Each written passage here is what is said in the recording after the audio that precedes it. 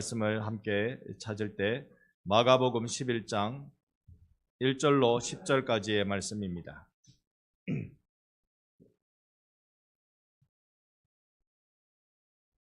신약성경 72면 마가복음 11장 1절로 10절까지 말씀 보겠습니다. 찾으신 줄 알아 제가 먼저 봅니다. 그들이 예루살렘에 가까이 와서 감람산 벳바게와 베다니에 이르렀을 때에 예수께서 제자 중 둘을 보내시며 이르시되 너희는 맞은편 마을로 가라. 거리로 들어가면 곧 아직 아무도 타보지 않은 나귀 새끼가 매어 있는 것을 보리니 풀어 끌고 오라. 만일 누가 너희에게 왜 이렇게 하느냐 묻거든 주가 쓰시겠다 하라. 그리하면 즉시 이리로 보내리라 하시니 제자들이 가서 본즉 나귀 새끼가 문 앞에 매어 있는지라. 그것을 푸니 거기 서 있는 사람 중 어떤 이들이 이르되 나귀 새끼를 풀어 무엇하려 하느냐 하매 제자들이 예수께서 이르신 대로 말한대 이에 허락하는지라. 나귀 새끼를 예수께로 끌고 와서 자기들의 겉옷을 그 위에 얹고 놓음에 예수께서 타시니 많은 사람들은 자기들의 겉옷을 또 다른 이들은 들에서 벤 나뭇가지를 길에 펴며 앞에서 가고 뒤에서 따르는 자들이 소리 지르되 호산나 찬송하리로다 주의 이름으로 오시는 이여 찬송하리로다 오는 우리 조상 다윗의 나라여 가장 높은 곳에서 호산나 하더라. 아멘. 아멘. 할렐루야. 아멘. 우리 좌우로 서로 인사하겠습니다. 사랑합니다. 존경합니다. 사랑하고 존경합니다. 오늘은 우리 종료주일로 지키게 됩니다. 예수님께서 이곳 예루살렘을 향하여 들어오시게 되는 그날 몇 번 예루살렘을 오셨습니다마는 오늘 우리가 지키는 이 종료주일은 이제 예수님 생애의 마지막 곧 십자가에서 죽으시기 위해서 오시는 그날을 기념하는 날이 됩니다. 하지만 사람들은 예수님의 오심에 대해서 명확한 이해가 잘 없었던 것이 분명합니다. 1800년대에 앙소르라는 화가가 그린 그림 한 장이 있습니다. 제목이 그리스도의 브뤼셀 입성입니다. 그러니까 벨기에의 한 도시에 그리스도께서 입성하고 계신다. 예루살렘 입성을 그렇게 상징적으로 그려낸 것인데요. 여러분 자세히 보셔요. 이 중에 예수님이 분명히 계십니다. 마치 윌리를 찾아서인 것처럼 보입니다만 예수님 어디 계신지 보이십니까? 아마 후광이 없었다면 예수님이 어디 계신지 모를 뻔했습니다. 저 가운데 자리에 후광이 있는 거 여러분 보이십니까? 예, 그러실 겁니다. 이 그림이 독특한 특징을 가지고 있습니다. 사람들을 자세히 보면 전부 다 가면을 쓰고 있습니다. 모두 다 가면을 쓰고 자신의 속마음을 다 숨긴 채 전부 다 그림 바깥을 바라보고 있습니다.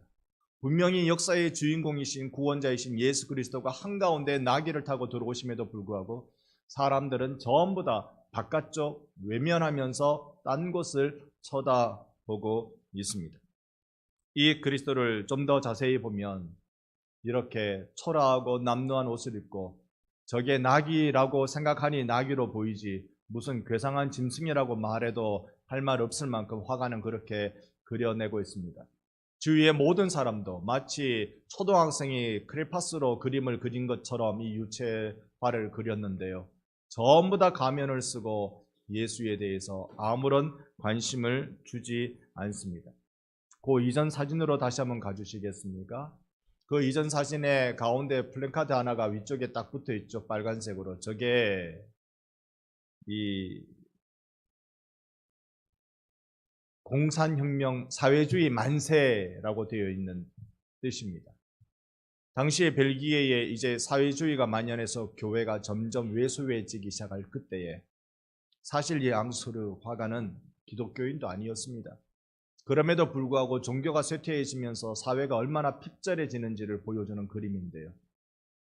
사회주의 만세, 예수가 등장하는데 호산나 만세, 만세 외쳤는데 그들이 모두 가면을 쓰고 있는 건 아닐까 오늘 한번 살펴보려고 합니다.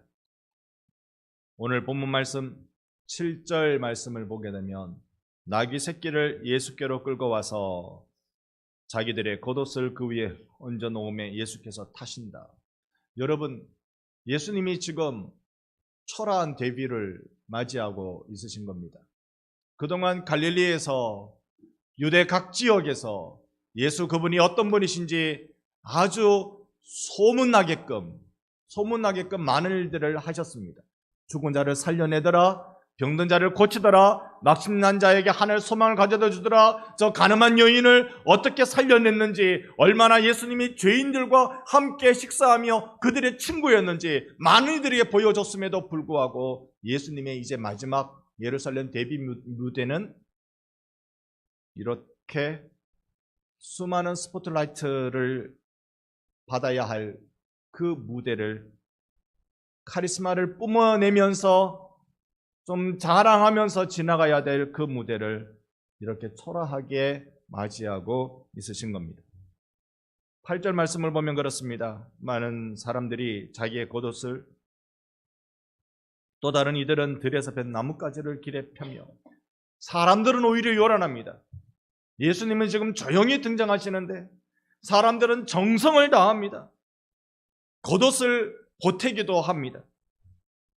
이들은 예수님의 예루살렘 입성에 예수님과 한 마음이었을까요?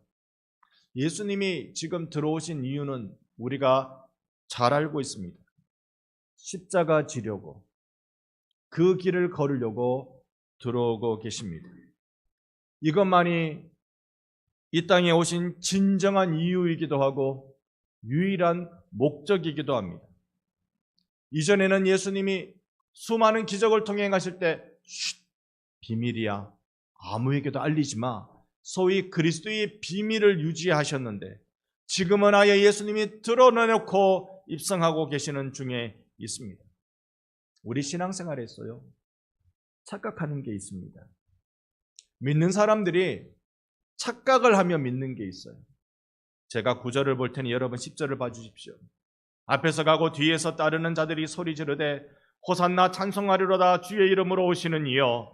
찬송하리로다, 오는 우리 조상 다윗의 나라여. 가장 높은 곳에서 호산나 하더라. 아멘.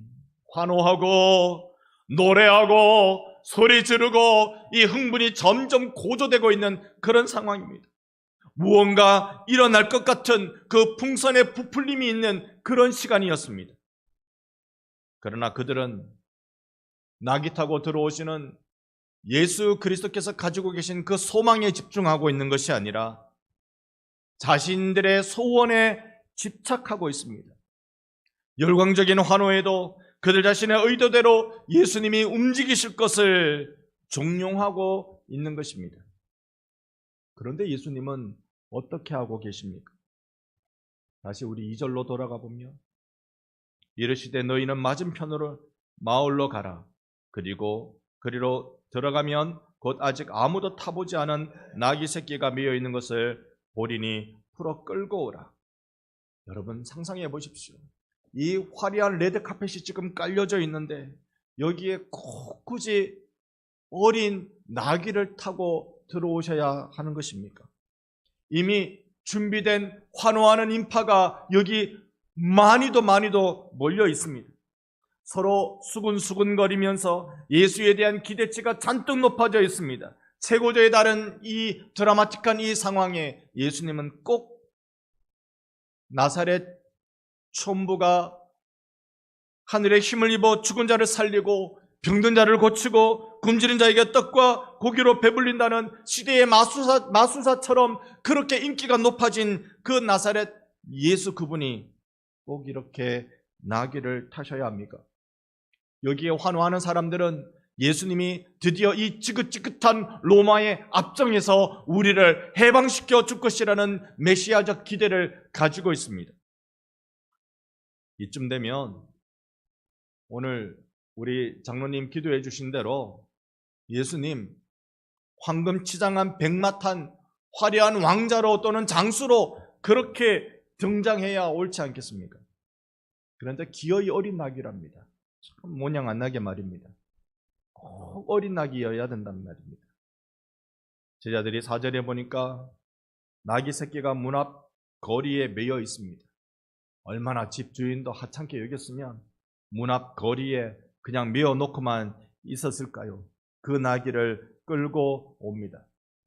우리는 잠시 군중의 마음과 다른 또한 예수님의 마음을 살짝 엿봅니다. 이 시간에는 말도 못한 그저 겸손의 상징이라고 말하는 어린 나귀 입장을 한번 생각해 보십시다. 낮고 어리석은 자들의 표상이 바로 나귀입니다. 신분이 천하고 무식한 자들을 나귀로 빗대어 말하는 것입니다. 아무런 경륜이나 능력도 없고 예수의 뜻을 등에 짊어지고 가는 것, 그것만 주어진 일로 받아들인 이 나귀. 여러분, 어쩌면 우리와 같지 않을까요? 아무런 고귀함이 없는 우리들이 예수의 뜻을 등에 짊어지고 갈 수 있다. 어쩌면 나일 수 있겠구나라는 생각을 해봅니다. 아무도 모르는 나귀 같은 나라도 그리스도의 뜻만, 그분의 뜻만 따르려는 마음 있다면 하나님의 나라 운동은 여기에서 시작되는 줄 믿습니다. 여러분과 제가 아무리 보잘것없어도 예수의 뜻을 수행하는 자로 부름받았다면 거기에는 세상 나라가 알지 못하는 하나님의 나라가 시작되고 있는 것입니다. 그러나 어린 나귀의 무력감, 이 또한 사실은 꽤나 심각합니다. 세상이 그럴 줄은 몰랐다. 나는 예수의 뜻만 등에 짊어지고 앞으로 한 걸음 뚜벅뚜벅 나가면 사람들이 다 환호하고 사람들이 다 반겨주고 사람들이 다 기뻐해 줄 줄 알았는데 나는 세상을 너무 몰랐다. 내 마음 같을 줄 알았는데 여러분 세상 살면서 교회 생활하면서 그러지 않았습니까? 내가 예수님을 닮고자 하는 그 마음 하나만으로 그렇게 신앙생활하고 기쁘고 찬송하며 살아가면 그걸로 다일 줄 알았는데 사람들이 나를 바라보는 그 외면, 그 비난, 그 눈초리, 이야, 나는 이럴 줄 몰랐다. 이 어린 나귀는 실패감을 갖습니다. 우울감을 갖습니다. 좌절감을 갖습니다. 살아보니 이게 아니더라. 순진한 마음만으로는 도저히 되는 세상이 아니더라. 이것이 저의 고민입니다. 그럴지라도 어린 나귀를 택할 것인가? 현실에 부딪혀 뼛속 깊이 느껴버린 이 무력감 속에서 다시 어린 나귀가 되도록 결정할 것인가? 뜻은 좋지만 현실을 모르는 소리 같은 그 어린 나귀를 어떻게 우리가 맞이할 수 있겠습니까? 너무 순진한 발상이지 않습니까? 이 어린 나귀에게 무슨 힘이 있습니까? 앞서 말씀드렸지만 힘, 경험, 지혜, 많은 사람들을 모으는 힘. 저도 그런 거 갖고 싶습니다. 그런데 그 어느 것 하나도 없습니다. 모인 이들의 생각과 마음을 하나로 모아 하나로 뭉쳐서 이 세상을 변화시키려는 그 확신에 찬 웅변, 그거 할 수 있으면 좋겠습니다. 마이크 대고 큰 소리는 지를 수 있겠는데 여러분의 마음을 다 모아서 하나로 묶어내는 웅변의 능력은 없습니다. 그러나 이 어린 나귀에게는 그런 것들이 아닌 오로지 순결한 마음으로 하나님의 뜻을 지고 가려는 어린 나귀의 아름다움만 있을 뿐입니다.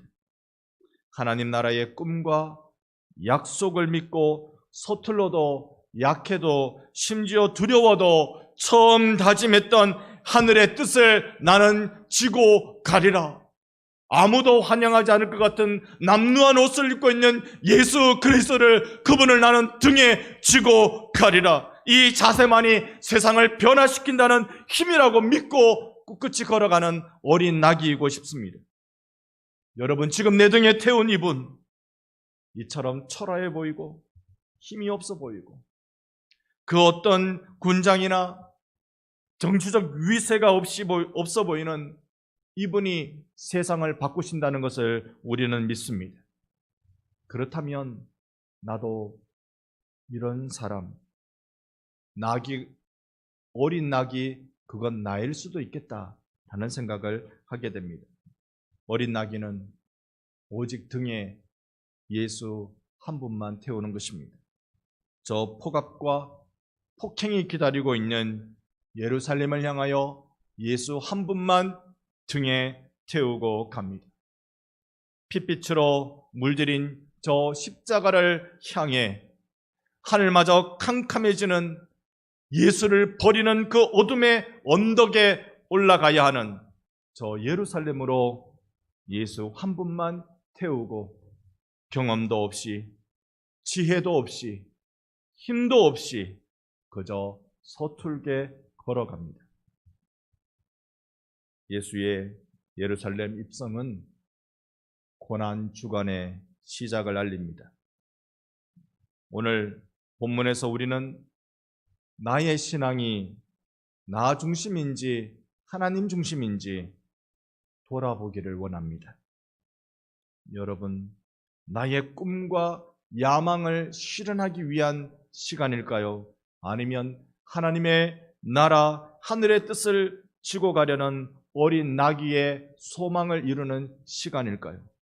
내가 어린 나귀가 되지 못하는 것은, 그럼에도 내가 이 어린 나귀가 되지 못하는 것은 나는 역시 힘도 없고 경험도 없고 나에게는 어떠한 지혜도 없다는 것은 어린 나귀와 똑같지만, 그러나 내가 이 어린 나귀처럼 되지 못하는 것은 그것은 나를 내려놓지 못하기 때문에 그렇습니다.